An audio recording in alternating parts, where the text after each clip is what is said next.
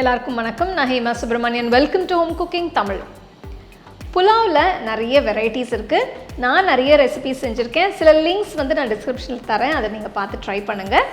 இன்றைக்கி இன்னொரு அருமையான புலாவ் ரெசிபி தான் உங்களோட ஷேர் பண்ண போகிறேன். இது ஒரு நார்த் இந்தியன் ஸ்பெஷல் நவரத்ன புலாவ். இதில் நிறைய வெஜிடபிள்ஸ், நட்ஸ் எல்லாம் போட்டு இது நம்ம செய்ய போகிறோம். இந்த ஃப்ளேவர்ஸ் எல்லாமே கொஞ்சம் சட்டிலாக இருக்கும். ஸோ வாங்க இந்த ஸ்பெஷல் நவரத்ன புலாவ் எப்படி செய்கிறதுன்னு பார்க்கலாம்.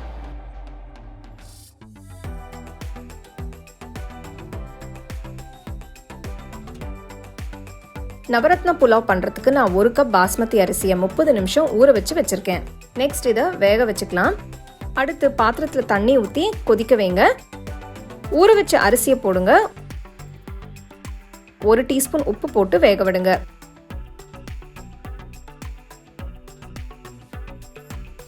தண்ணியை வடிகட்டி தனியாக எடுத்து வச்சிருங்க. நவரத்ன புலாவ் பண்ணுறதுக்கு 2-3 ஸ்டெப் நம்ம பண்ணணும். ஃபர்ஸ்ட் நல்ல அகலமான கடாயில் 2 டீஸ்பூன் நெய் ஊற்றுங்க. அடுத்து கொஞ்சம் முந்திரி பருப்பு, கொஞ்சம் நறுக்கின பாதாம் சேருங்க. நான் இந்த ரெசிபிக்கு நெய் ஊற்றுறேன். நீங்கள் நெய்க்கு பதிலாக எண்ணெய் கூட ஊற்றிக்கலாம். முந்திரி பருப்பு நல்ல கோல்டன் கலருக்கு மாறினதும் நெக்ஸ்ட் காஞ்ச திராட்சை போடுங்க. இப்போ இது நல்லா ரோஸ்ட் ஆயிடுச்சு. எடுத்து தனியாக வச்சுருங்க. நெக்ஸ்ட் நான் பன்னீரை ஃப்ரை பண்ண போகிறேன். அதுக்கு கடாயில் கொஞ்சமாக நெய் ஊற்றுங்க. அப்புறம் 200 கிராம் ஃப்ரெஷ் பன்னீரை சின்ன சின்ன பீசஸாக கட் பண்ணி போடுங்க. பன்னீர் நல்ல ஒரு கோல்டன் கலருக்கு ஃப்ரை ஆனதும் எடுத்து தனியாக வச்சுருங்க. அடுத்து நம்ம எல்லா காயும் ஒன்று ஒன்றா ஃப்ரை பண்ணிக்கலாம். ஃபர்ஸ்ட் நறுக்கின உருளைக்கிழங்கு போடுங்க. நெக்ஸ்ட் நறுக்கின கேரட் சேர்த்து வதக்குங்க. காய் பாதி வெந்ததும் கொஞ்சமாக உப்பு சேர்த்து வதக்குங்க.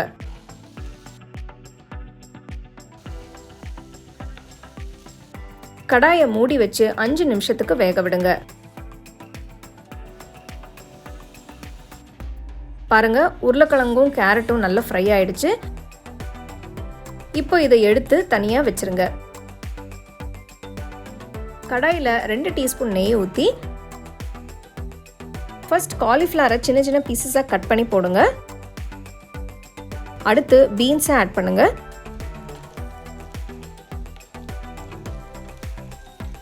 ஃப்ரெஷ்ஷான பச்சை பட்டாணி சேர்க்குறேன்.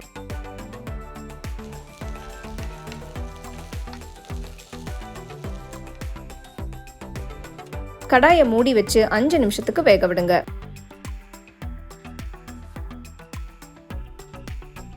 காய் பாதி வெந்ததும் ஒரு சிட்டிகை உப்பு போடுங்க.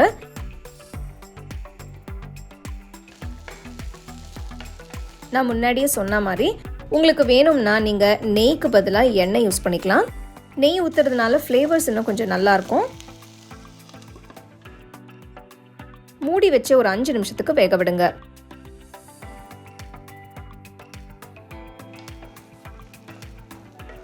காலிஃப்ளவர், பீன்ஸ், பச்சை பட்டாணி எல்லாமே வெந்துடுச்சு. எடுத்து தனியாக வச்சுருங்க. புலாவுக்கு தேவையான எல்லாம் இப்போ ரெடி ஆயிடுச்சு. நெக்ஸ்ட் நம்ம எல்லாமே சேர்த்து மிக்ஸ் பண்ணிக்கலாம். அதுக்கு நல்ல அகலமான கடாயில் 2 டேபிள் ஸ்பூன் நெய் ஊற்றுங்க. நெய் சூடானதும் இதில் பட்டை, ஏலக்காய், பிரியாணி இலை, அன்னாசி பூ, கிராம்பு போடுங்க.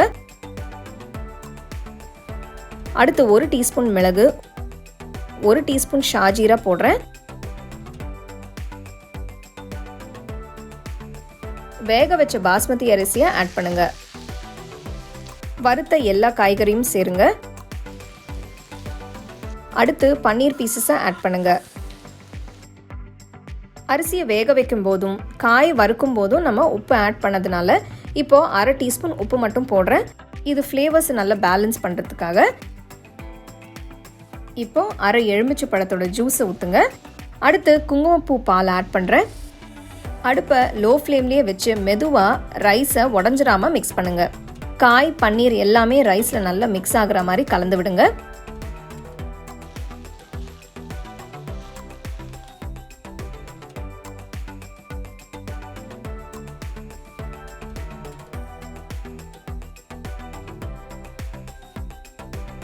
நெக்ஸ்ட் வறுத்த முந்திரி, பாதாம், திராட்சை போடுங்க.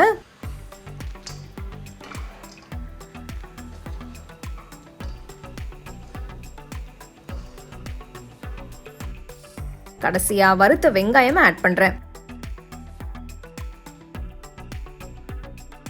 இப்போ கடாயை மூடி வச்சு லோ ஃப்ளேமில் 5 நிமிஷத்துக்கு வேக விடுங்க.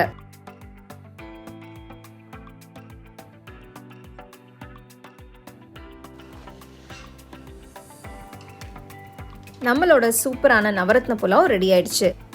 இது நீங்கள் அப்படியே சாப்பிட்லாம், இல்லைன்னா ஏதாவது நல்ல சைட் டிஷ் வச்சு கூட சாப்பிட்லாம். ரொம்பவே சூப்பராக இருக்கும்.